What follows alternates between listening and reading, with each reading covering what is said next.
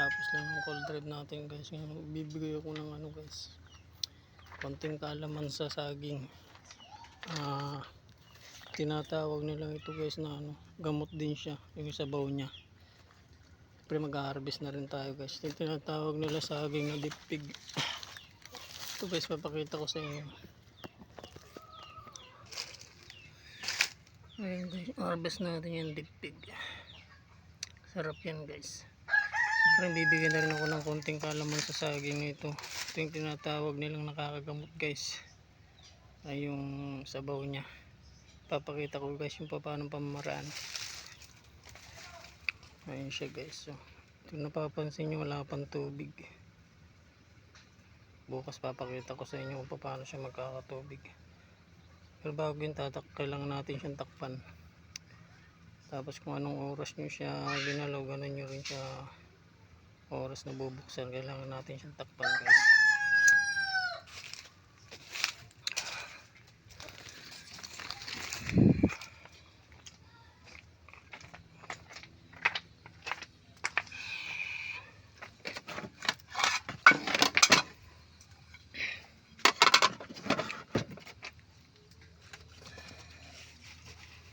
Takpan lang natin siya nito guys, para hindi siya madumihan.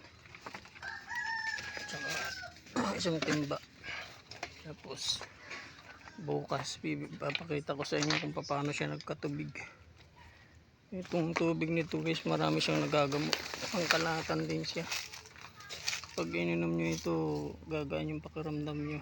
Pangkalahatan na kung meron kayong anong nararamdaman, pwede niyang tanggalin.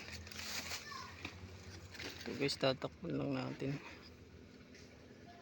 Dahon ng saging para hindi siya mapasukan ng dumi.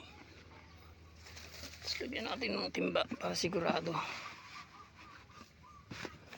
Ayan guys.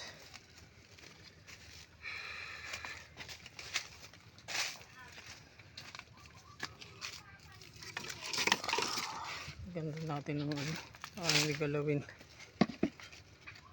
Ayan siya guys. Bubuksan natin siya ganito ding oras bukas. Papakita ko sa inyo yung tubig niya. Maganda yung guys sa katawan. Nakakagamot siya. Abangan nyo guys bukas yung part 2. Okay guys, ito na yung part 2 ng ano, yung panang saging, yung sabaw niya. Ito guys, papakita ko sa inyo. Titignan natin siya kung nagsabaw siya sa loob. Ito guys, bubuksan ko na siya. Bali ito yung pinutol ko na isang araw guys, yung pinukuhanan ko ng saging. Maganda sa katawan nito, sabi nila yung sabaw. Ito papakita ko sa inyo.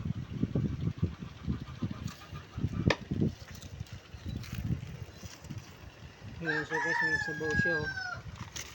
Yan yung mabisang natural ng ano, magandang inumin guys galing sa sabaw ng saging. Kunin natin siya.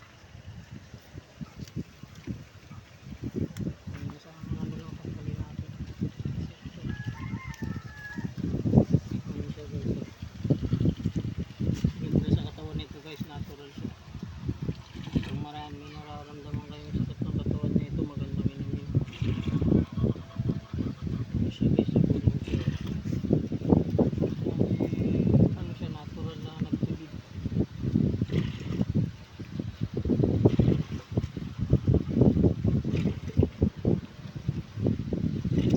Ayun yung sinubaw guys.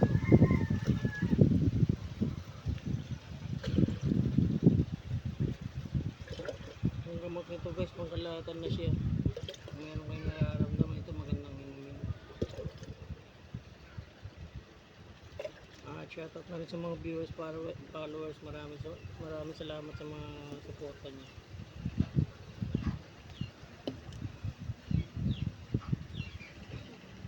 Guys, dami, napahalos mo, puno siya oh. Ito naman to, wala na guys to, wala na siyang laman oh. Halos na po. Okay po sa mga viewers, followers, pakisuporta na lang po. Maraming salamat. God bless.